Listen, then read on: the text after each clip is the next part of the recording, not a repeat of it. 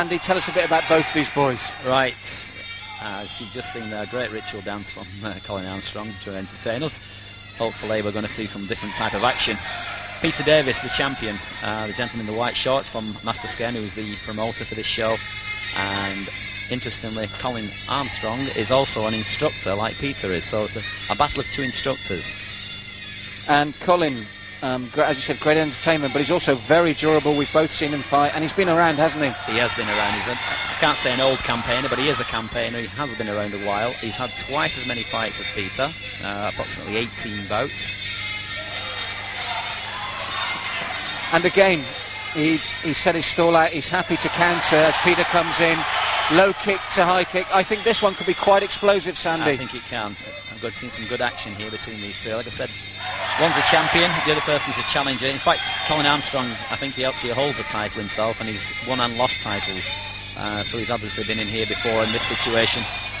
A low blow there, but these are sportsmen. They'll acknowledge that strike. Peter Davies acknowledging the fact that it was a low blow. And the champion starting strongly, Sandy. He's put some together nice combinations, as you mentioned to me when we were talking earlier. Very good high kicker, but taken off balance there. Yes, that's it. He's good with his legs, Peter. He's known for his high kicks, but it can be to his detriment sometimes if people can suss that out and go low like Colin just did. That's showing his experience. Nice punching there from Colin as well.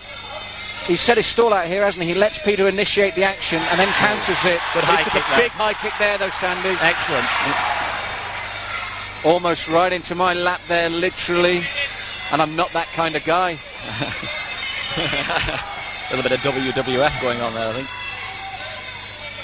So Colin took that kick well, but it's a warning to him as well, isn't it, Sandy? Yes, it is, to keep his hands up, because he's very good with his legs, Peter. Very accurate. So in this first round, 5 threes this time, 3-minute rounds. The elbow going in there from Colin. We've seen a very fast start, but again, both men very technical. There's a big difference, isn't there, Sandy? There is indeed. And so if they're going to go 5 rounds at this pace, I'll be surprised. They both started off very, very strong. Yes, two strong men here, fit men, and good hard technique. Nice low kick there from Colin, and this is an intriguing competition.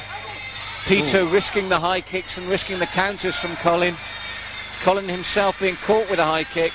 Wonderful first round already. Excellent, very good entertainment. As we can see now, the quality of these fights have got better as the day's gone on, Malcolm. One of the things that's always amazed me about Thai boxing, although fighters get their following, Sandy, the crowd watches all the fights. They don't just follow the one man. I go to a lot of other shows, and even boxing, the scene goes on, everybody leaves. Yes. Thai boxing, they're there at the first fight, they're there at the last fight. Correct. The crowd are a different type of Thai boxing. They really are, you're right. It's good to see that sort of patriotism towards Thai boxing, where they can watch, like you said, the novice fights right up to the seasoned exponents and the champions. And Sandy and I almost drowned out here from the reaction to that round. And to be honest, Sandy, it was a damn good one, wasn't it? That was an excellent opening bout. Like I said, it's great to see champions, because obviously that's why they are. They've obviously fought through the ranks of novice ranks, and now you're seeing all the techniques coming into force. And the crowd have really come to life. We've got Colin Armstrong in that corner. Tough one to score, though, because they both did good work, didn't they? Yes, I wouldn't like to have judged that first round, to be honest with you. Kick for kick, punch for punch. I would probably think the judges might have even scored that even. And now, for those watching, we've had previously 2-minute rounds, 3-minute rounds now, like the professional boxers, because these guys are putting on a professional show for us, aren't they, Sandy? That's right, that separates them. Strong low kick to the knee there by Colin. And this seems to be the difference between the two men. Colin seems to be working low, Peter higher. Tell me the dangers for both men then with their tactics, Sandy. Right. Peter obviously catches a little bit off balance with the high kick sometimes, whereas Colin's trying to go with low and actually high as well. And he, like I said, he could be taking him down with the low kicks, and we've seen that already in the first round. But Peter is accurate with the high kick, as we've noticed. He's caught Colin on the side of the face with one of those. And if Colin doesn't get his hands a little bit higher, we could possibly see a high kick knockout. It will be entertaining.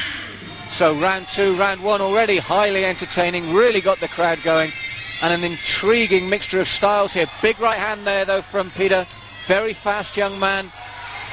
Low low kicks coming in again from Colin. He set out his stall early. Seemed to be, if anything, just slightly more variety from Peter, Sandy. Yes, he's putting them upstairs and downstairs now, which is good. And the good thing about Peter is he uses both legs, which is nice to see. Where you get a lot of fighters will just stick to one side, it's like a left or a right leg. He uses both.